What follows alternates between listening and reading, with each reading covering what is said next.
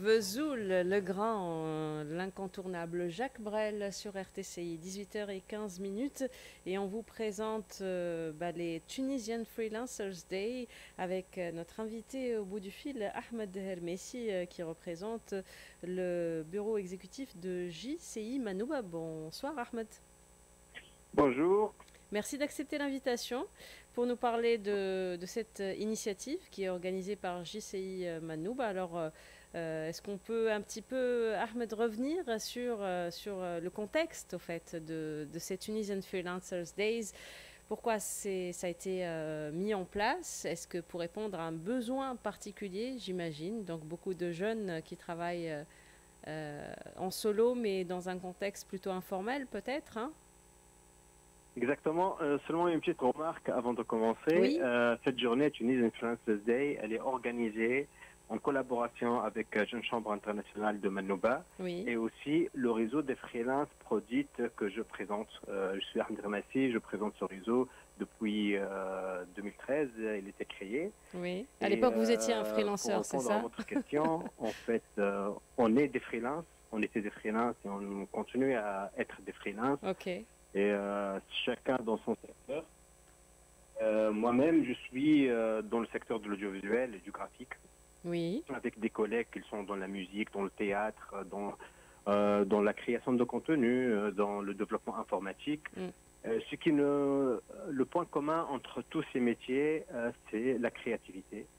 C'est que la créativité, c'est notre capital, c'est l'atout pour nous permettre de continuer à travailler et à faire de notre créativité notre capital.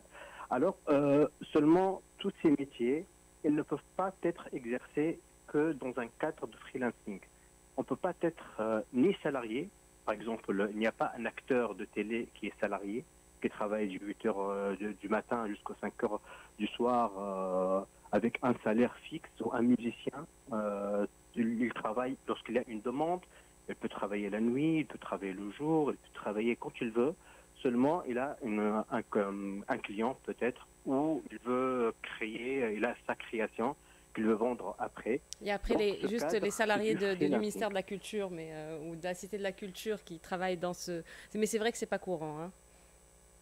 Hein. Si ça devient très courant en fait. Je parle du salariat dans le monde culturel. Dans le monde culturel aussi, oui, dans le monde culturel, en fait, là maintenant, on a plusieurs freelances qui travaillent pendant les périodes estivales, dans les festivals, festivals de musique, comme Festival de Carthage. Ils travaillent que la période de la festivité. Et ensuite, le reste de l'année, ils font autre chose. Ce qu'on appelle, Ahmed, ce qu'on appelle dans d'autres pays les intérimaires du spectacle. Voilà, les intermittents, exactement, ça c'est le statut qui est en France, qui nous ressemble un peu aussi ici en Tunisie. Seulement nous, on est en train de chercher le statut idéal pour ces travailleurs, pour ces gens créatifs, pour leur permettre d'intégrer un travail formel, décent et aussi sécurisé, sans autant perdre leur côté freelance, leur liberté de choisir leurs clients, leur liberté de choisir le temps de travail. Et aussi, ces travailleurs aussi, ils ne peuvent même pas être des patentés, ils ne peuvent pas être parce qu'ils ne sont pas des entrepreneurs, ce sont que des créatifs, ils travaillent tout seuls, ils ne comptent pas recruter des salariés. Donc, on ne peut pas leur forcer à avoir une patente et entrer dans un régime entrepreneurial avec qui va leur coûter énormément, réelle et tout ça. Oui, je dis qu'il va leur coûter énormément vu qu'ils n'auront pas de salariés et donc ça va être très taxé. Cher, et aussi ça va leur coûter beaucoup de temps, alors que c'est le temps qui est très précieux pour cette catégorie de travailleurs. Ils ne peuvent pas le dépenser dans les administrations, dans la paperasse, dans la comptabilité. Ils ne savent même pas le faire. Ils ne sont pas censés le savoir. Et donc, parce que ce sont que des artistes. Qu'est-ce que vous proposez du coup? Alors, c'est ça la réflexion qui a duré des années. On n'était pas seul à réfléchir sur cette problématique et on n'est pas les seuls à avoir cette observation. On a avec nous le ministère de l'Emploi, qui sont très accueillants, qui sont très à l'écoute, et le ministère de l'Enseignement supérieur qui regarde aussi ces étudiants qui commencent déjà à travailler en tant que freelance avant même d'avoir leur diplôme, pour avoir de l'argent de poche, pour pouvoir intégrer le marché et comprendre la logique du marché. Et aussi, on a avec nous le ministère de la Culture, parce que la majorité, presque la quasi-totalité des artistes et des gens qui travaillent dans le secteur créatif et culturel, ce sont des freelances, ce ne sont pas des salariés, ce ne sont pas aussi des entrepreneurs. Donc, on a réfléchi longtemps et on a trouvé que le statut de l'auto-entrepreneur, il était l'idéal qui marche avec la législation tunisienne et qui prend en considération cette fragilité, cette spécificité des travailleurs en freelance, des travailleurs indépendants dans les secteurs créatifs. Ils s'adaptent parfaitement à leurs soucis. Par exemple, il ne faut pas se déplacer vers les administrations publiques. Toute la gestion de ce statut se fait 100% digital, en ligne et sur Internet. Il n'y a pas un tas de déclarations à faire. Il suffit de faire une seule déclaration par an. C'est suffisant. Et en plus, c'est exonéré d'impôts à un plafond de 75 000 dinars. C'est-à-dire, ils peuvent démarrer sans autant avoir une charge d'impôt qui va parce qu'ils ne sont pas capables de les payer. On sait très bien qu'ils sont la majorité quand ils commencent dans la fragilité, dans la précarité. Donc on a pris en considération toutes ces spécificités pour pouvoir leur offrir un statut qui est adapté à leur cas. Oui.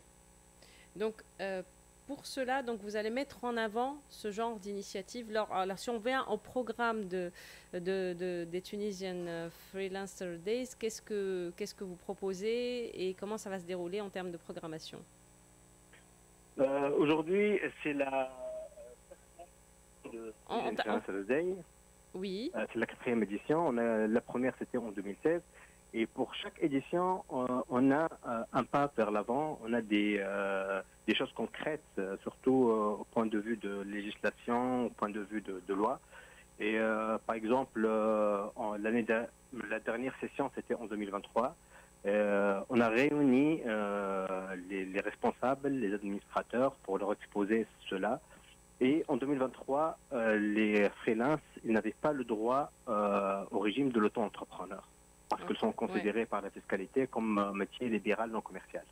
Donc, quand on a fait cette édition en 2023, ils ont pris conscience de cette spécificité et ils ont sorti la loi de finances en 2025 pour les intégrer dans ce régime.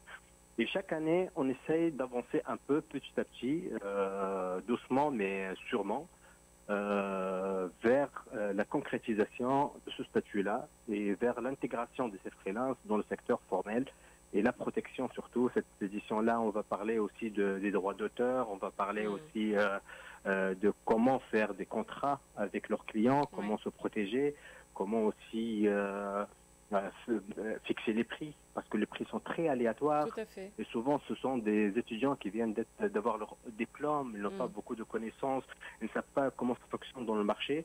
Donc, on essaye d'écrire des conventions collectives, par exemple dans le secteur de design, comment ça coûte une affiche, combien ça coûte un site UX design. Une sorte de barème, quoi. Exactement, un barème qui est fixé par le bas, le minimum. Après, suivant ses compétences ou suivant sa carrière, le freelance il peut augmenter ses prix. Mais déjà, on commence par le minimum, c'est-à-dire vous êtes junior, vous commencez votre travail, il faut pas casser les prix. Exactement, oui. Exact.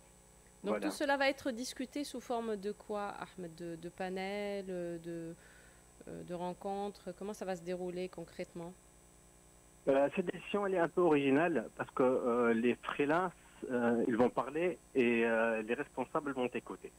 D'habitude, on met les freelances et les responsables dans un débat, un dialogue, pour qu'ils parlent entre eux et puis pour que aussi l'administrateur il peut comprendre comment ces jeunes sont en train de vivre. Parce qu'il y a un fossé énorme entre le discours administratif et juridique et avec la mentalité de cette nouvelle génération, qu'ils sont très rapides, qu'ils sont très adaptés à la nouvelle technologie, qu'ils ont des réflexes qui changent rapidement, alors qu'ils sont même au courant qu'il y a des lois, il y a d'impôts, il faut payer des impôts, il y a une couverture sociale. Tout cela, ça ne les concerne pas. Donc, cette édition-là, on veut que les administrateurs, les décideurs politiques, les décideurs qui peuvent écrire, qui peuvent changer la loi, ils écoutent, ils regardent ces jeunes qui vont s'exprimer librement dans le plateau. C'est un plateau qui va réunir entre 4 et 5 freelances à chaque fois. Ils vont parler de leur travail, leur mode de fonctionnement, comment ils peuvent recevoir de l'argent, comment ils travaillent à l'échelle internationale, c'est quoi leurs difficultés, comment ils se protègent, comment ils trouvent leurs clients. Et ils vont essayer de comprendre ces jeunes-là pour pouvoir adapter les structures juridiques et apporter des réponses. Fiscales et les prendre en considération dans leurs décisions. Et apporter des réponses. Donc, pour résumer, ça se passe où, quand, de quelle heure à quelle heure? Donc, ça serait ce mercredi à la Cité de la Culture, de 9h du matin jusqu'aux 13h. Il faut s'inscrire. Avec 3 panels. 3 panels. Une panel là où les freelances vont se présenter. Une deuxième panel pour discuter plus profondément sur les structures de représentativité de cette catégorie, coopérative, mutuelle, fédération. Et dernier panel, c'est comment trouver de l'argent, comment financer les activités de ces freelances. Et là où il y aura BFPME, la BTS et plusieurs autres entreprises qui financent ce genre d'initiative. Ouvert à tous et gratuitement? Oui, c'est gratuit, c'est ouvert à tout le monde. Il faut seulement s'inscrire sur les liens qui sont disponibles aujourd'hui sur nos pages ou sur notre page Facebook de Prodit, sur la page Facebook de Jeune Chambre Internationale de Manouba, qui sont en train de faire énormément d'efforts pour pouvoir mobiliser les gens vers cet événement-là. Et aussi, il y aura un live streaming qui sera diffusé en direct sur toutes ces pages-là et aussi sur les pages du ministère de l'Emploi, comme la page de l'ANETI et la page du ministère elle-même.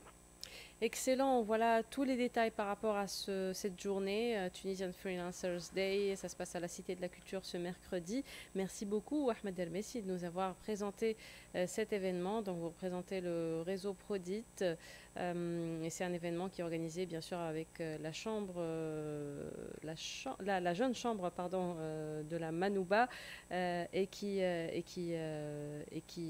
va mettre en avant les problématiques qui concernent les professionnels, les jeunes, en fait, travailleurs indépendants dans les secteurs. Alors, focus sur le secteur créatif et digital. Voilà, rendez-vous donné. Merci beaucoup de nous avoir présenté tous les détails et je suis sûre que celles et ceux qui sont intéressés et qui sont à l'écoute seront au rendez-vous. Merci beaucoup, Ahmed. Merci à vous. Au revoir, excellente soirée. Au revoir.